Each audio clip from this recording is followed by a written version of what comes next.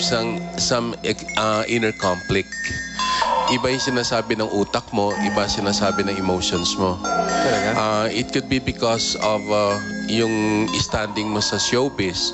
Parang, kumbaga, as of the moment, should I continue with it or should I go into a different field, no? Are you? Thinking about it. Hindi nga talaga? Yung crossroads na tutuloy ko ba ito? Hindi? Alright. One card.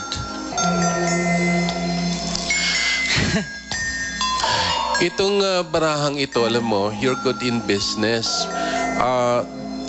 Pag-ingatan mo lang, ang napansin ko siya, sport-minded ka ba? Yes, very.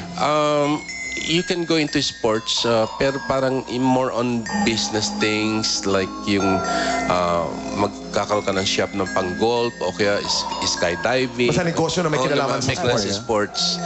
Ang worry ko lang sa'yo is yung binti mo, yung ankle, at saka yung tuhod. Pwede kang madaling, yung mga muscles mo, may sprain. Really? Okay. Sige, mag-ingat ako. One card. Okay. You have to be very, very careful about your financial position. Kasi parang ang mga trabaho para sa'yo ay medyo hindi yung tulad ng inaasahan mo. Pero may isang pangyayari na ingat ka lang kasi may manager ka ba? Yes. Parang mag-iisip kang... Parang, ewan ko ha, pero I can be wrong, I have a strong feeling na you are not for showbiz.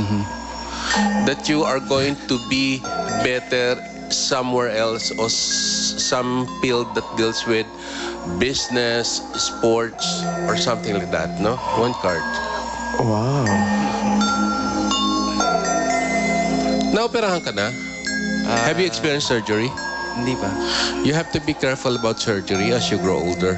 O pag-ingatan mo because of an accident. Another thing is, you have to be careful about guns. I hate guns. You have to be careful about guns. Okay. Dito ka sa mga litratong ito, Rene, tingnan natin kung ano ang kahihinatnan ng mga relasyon ni Miko dito sa mga taong ito. Yan, kanyang kapatid. Ano ito, kapatid niya? Si Bernard Palangka at saka si Meryl, ang asawa. Kumakain sa barahan. Okay naman. Happy sila. It's the son. Yeah, very. Okay. Yes. Okay.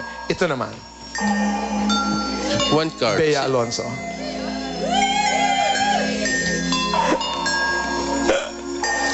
It's more of a, I would consider it a gamble.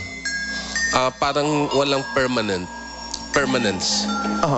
It could be there, it could be not there. Parang ganon. Hindi ko masasabing ito'y panghabang buhay. Kaibigan, magbabalik po ang humubuan.